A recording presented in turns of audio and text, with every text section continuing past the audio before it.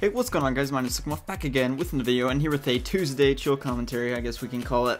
Sorry I didn't upload yesterday. The reason I did not is because I was busy getting 243 freaking Riddler trophies, which I did get, and I'm not 100% completion, and activated the Nightfall Protocol and everything like that. For those of you who don't know what I'm talking about, don't worry about it. So anyway, moving on, I'd like to talk about the DC universe, and especially Batman. Of course, I'm a huge Batman fan. In the DC universe, and their quote, tier 2, I believe they're calling it now, which began really with Superman, or Man of Steel, the standalone Superman film, is really where it began, if you think about it, because that film is canon to Batman v Superman, which is the official start of the next wave of DC films that are all canon to one another in the quote DCCU, or the DC Cinematic Universe.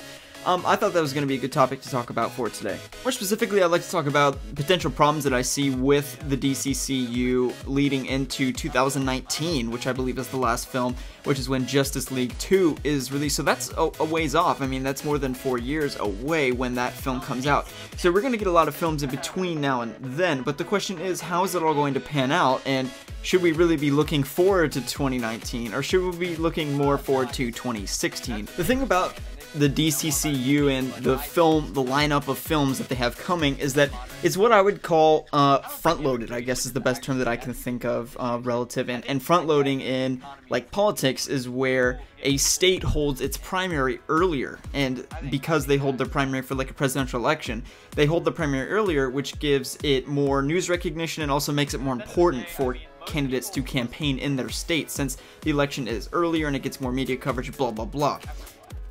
DC is essentially doing the same thing in a strange way if you really think about it. DC is doing what I would call saving the worst for last, and by no means am I saying Aquaman is bad or unintriguing, but I'm saying that he doesn't carry nearly the amount of weight that a character like Batman will, or Batman v Superman, which could be like the film of the century for all we know.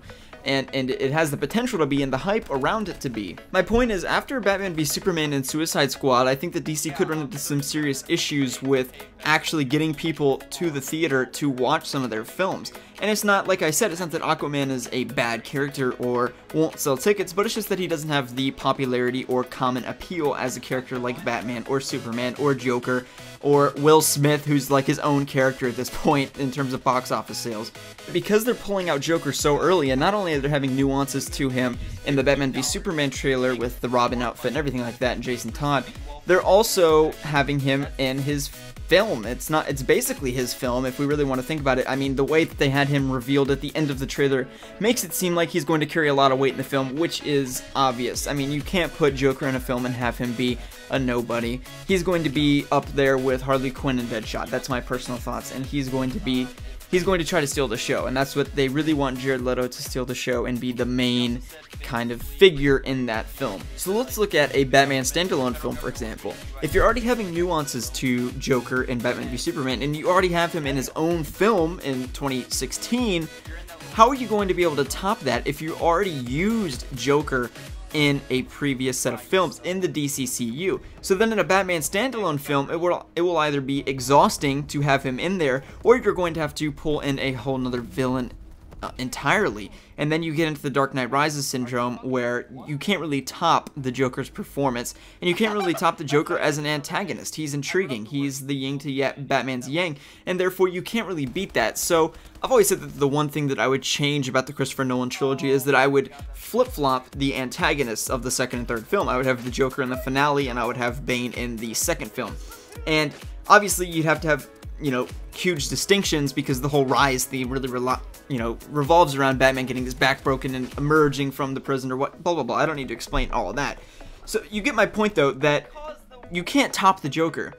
And not only looking just at the Joker, Batman v Superman, that's the matchup of the century, and you're having that as really your first film on your wave of films that's coming. And the Justice League is going to be an incredible film to kind of eclipse the whole DCCU, at least in the foreseeable future, of what we can understand or fathom to be the DCCU. But I still think that Batman v Superman would actually make a better finale to the DCCU Tier 2 or Tier 1. I don't even know what tier it's called. Whatever, you get the point. I think that would be actually better in 2019 and have Justice League now. And that's kind of the same way Marvel did it. Marvel had Avengers first, and I'm not saying that they're going to have like Iron Man versus Hulk or anything. Obviously, it's incomparable in that aspect. But I think you get what I'm saying, that Batman v Superman, that is the matchup of the century, and if you have these characters already developed, because what you have to understand about Batman v Superman is they're going to be spending a significant amount of time actually just developing the backstory of the characters. So if we get a Batman standalone film before Batman v Superman, and we already have our Superman standalone film, but if we also learn more about Ben Affleck's Bruce Wayne and that whole, the two characters of Batman and Superman in this universe, and they develop their backstories more, and we learn more about them through Justice League and other appearances in other films such as Suicide Squad, then Batman v Superman could have been an amazing finale to that whole universe, rather than just the beginning to sell a lot of tickets. Just to clarify, I'm as excited as anyone to see Batman v Superman and Justice League and all those films that are in the foreseeable future for the DCCU. All I'm saying is that it could be a concern that these films, they're saving the best for first and not the best for last. And again, we could have issues where after Suicide Squad, what do we really have to look forward to? I mean, a Wonder Woman standalone film is going to be great, and I love that, but it's not going to have the appeal to the, casual moviegoer as Batman v Superman would. So if you build up to that finale rather than start there, I think that could have been ideal. But of course, they want to start out, they're playing serious catch-up with Marvel, guys. I mean, they're playing serious catch-up with Marvel. They have Avengers, they have an Iron Man trilogy that's excellent. What does DC have? They have a trilogy that is not canon to any of their other universe, which Marvel has, all their films are canon to the Marvel Cinematic Universe. So they basically have a trilogy of very good films, very high-performing films that are completely, for all intents and purposes, not a part of the DCCU. So DC's in trouble, and they're going to need to catch up fast. So it makes sense that they have Batman v Superman right here in March 2016. So anyway, guys, let me know what you thought about everything I had to say in this commentary. Do you agree with me that maybe Batman v Superman and the Joker and all those things should be saved for the Batman standalone film and saved for the end of the first wave of the DC Cinematic Universe?